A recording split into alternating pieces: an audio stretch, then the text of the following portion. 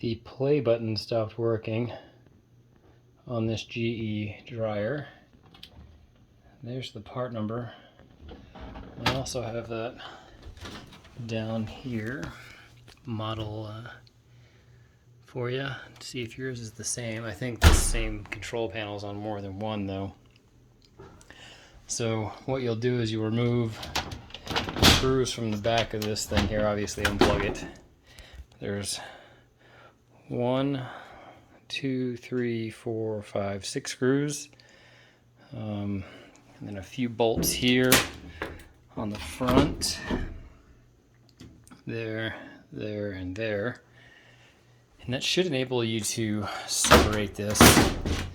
If you can't, you might have to undo this from the bottom. It just kind of sits on those two bolts and everything slides off. Came apart no problem, so you shouldn't have any issues either. But here's the problem. This mechanism here is what goes up and then presses on this button here. Well, that breaks off over time. You can see the other buttons there are functional, so I'm just going to get some Gorilla Glue and put this back in place. Now the key is you can't have it pointing up like that. It has to be flat, so you're going to want to glue it to where it needed to be in the first place, which is not a permanent solution because that's just going to break again with glue.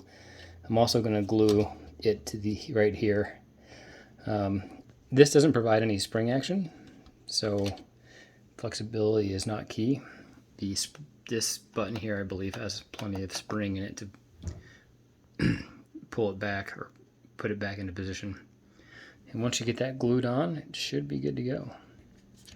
Again, you'll glue it here just to keep it flat while it dries, and then your two contact points are going to be right here and right here with your button.